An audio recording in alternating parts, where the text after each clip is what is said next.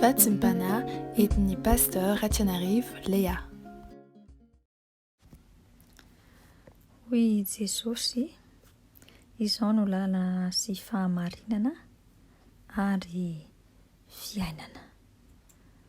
Izany ten'Andriamanitra izany no iarabako antsika tsiraray avy nahatratrara antsika izao maraina izao, izay tombon'androm-pahavelomana omeny Tompo ho antsika tsiraray avy.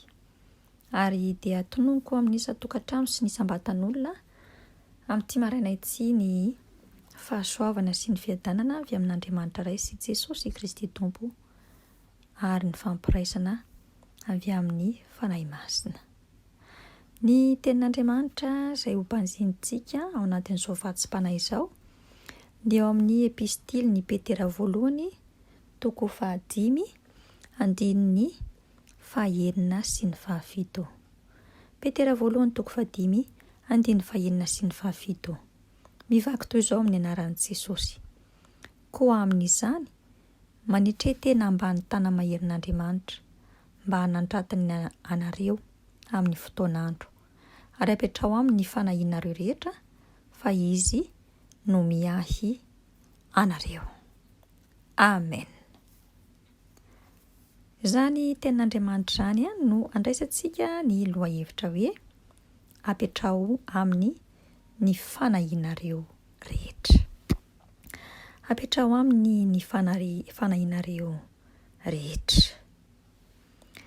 Itsika tsiraray avy amin'izao vanim-potoana iainantsika izao dia miara-miaiky sy mikaikaiky avokoa ny olombelona rehetra eto amin'izao tontolo izao fa mihasarotra ny fiainana. Ary rehefa mihasarotra ny fiainana dia reraka, vizana, mirotoroto, tsy mahita fitsarana.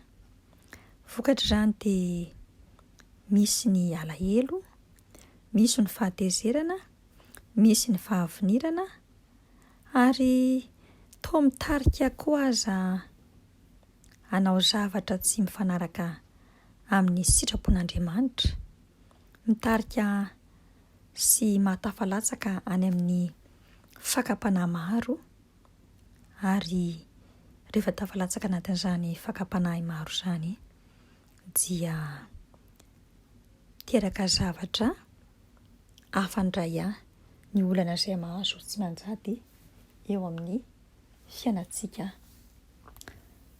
izay anjadiana izany zavatra rehetra izany. Indray andro ary havana nisy tovovavy anankiray. Tovovavy izay voaendrikendrika fa manohitra fanjakana.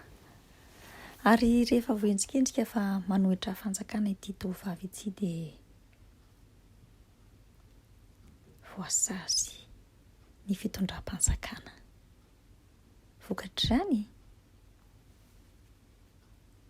voasazy ny asa aterivoizina tany amin'ny trano figadrana nandritry ny fotoana maro. Rehefa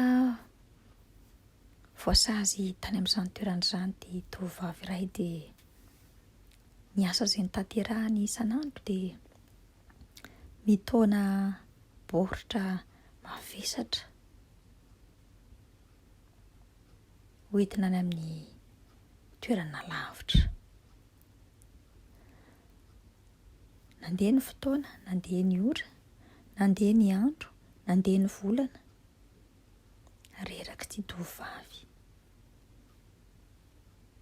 Fantatritsika miharihary sy mazava tsara fa any amin'izany toerana figadranana ny fonja izany dia tsy misy ny sakafo hohanina.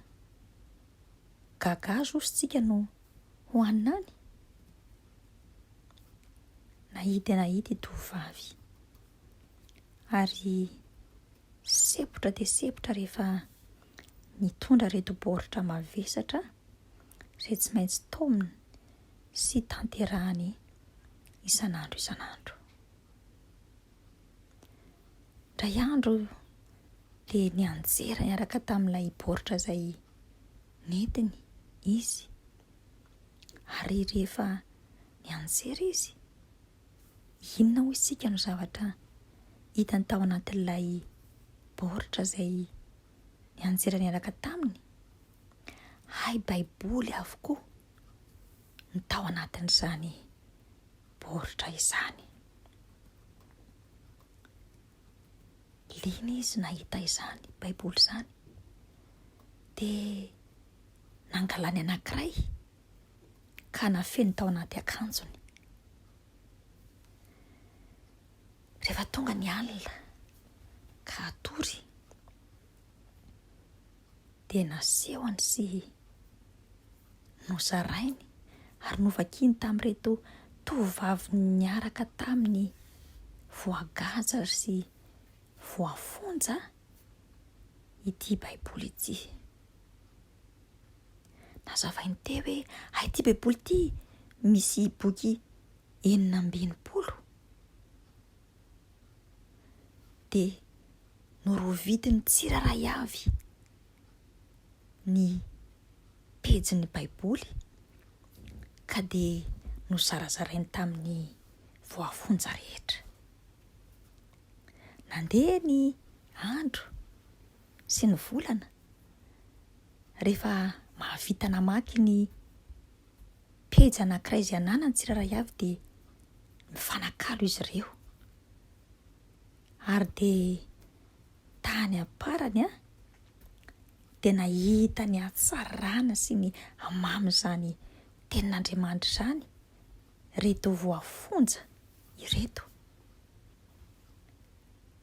Ary rehefa nahita ny hamaminy izy, dia nahatsiaro tokoa izy hoe kay ny mametraka ny adintsika sy ny olam-piainantsika sy zavatra mandroantsika izao eo am-potony hazo fijalian'i Jesosy no zava-dehibe.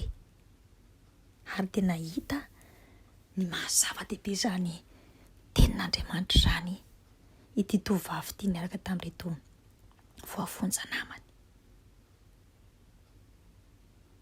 Taty aoriana dia tafavoaka somatsara ny fonja izy, ary maro tamin'ireo voafonja no afaka koa tamin'ny gadra, satria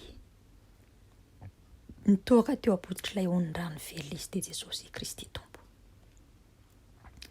Anio kory afaka malala rehetra amin'ny Tompo izay miandro vatsim-panahy izao. Jesosy Kristy Tompo mihitsy avy a Nazareta no miantso ahy sy miantso anao. Manao hoe avy anaka, apetrao amiko mavizitra sy mangidy aminao io, dia hita fitsarana ianao. Mateo 3:20. Ny zavatra rehetra miseho sy mitrango eo amin'ny fiainantsika dia tsy misy ny kisendrasendra, fa efa voalahatra avokoa. Io zava-manjo izay mianjady amintsika tsiraray avy io dia efa fantatra Jesosy avokoa, ary fantany fa zakatsika matoa ataony lalofantsika, satria izy milaza hoe izao malala hevitra hiverana anao dia hevitra tonga fiadanana fa tsy loatra mba hanananao fanantenana ny amin'ny farany. Jeremia 9:20. Anio ry havako dia andehantsika miaraka ny adintsika eo am-pototry ny hazo fijalian'i Jesosy, ka higoaka kosa ny hamamy ny teniny, dia ahatsiaro tsika tsiraray avy ilay fitiavany, ahatonga tsika hidera sy hankalaza hoe mamy ry Jesosy, mamy ry Jesosy ny fitiavanao. Aza raisina intsony ary ny hita mavizitra izay napetrakitsika tsiraray avy teo am-pototry ny hazo fijaliany, satria izy no efa manasa ahy sy manasa anao. Tsy hitondra izany intsony. Vavaka antsika. Misaotra Jesosy eo. Misaotra anao izay amin'ny zavatra rehetra izay lalovanay. Farenitra rehetra eny dia hanefinao anay Jesosy, mba hanatonanay anao bebe kokoa.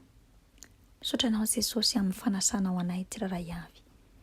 Ny tokony hametrahanay ny heta mavesatra sy ny adina rehetra eo am-pototry ny hazo fijalianao, ary ny tsy handraisana izany intsony, satria fantatray fa ianao efa manana hevitra hiverana anay dia hevitra tonga fiadanana fa tsy loatra mba hanananay fanantenana ny amin'ny farany. Ampianaro ny tsiraray avy izay ny an'izao vatsim-panahy izao Jesosy ahatoky anao, hifikitra aminao, amin'ny alalan'ny teninao, satria ao anatin'izany teninao izany no hahitanay ny alalin'ny fahasarobidy ny teninao, izay mitondra vahaolana sy fanasitranana ho amin'ny fanahinay sy ny nofinay tsiraray avy. Misaotra ary ilay tompony tompo, izay mpamonjy sy mpanavotra. Ho anao ny dera sy ny ajara ny voninahitra mandrakizay.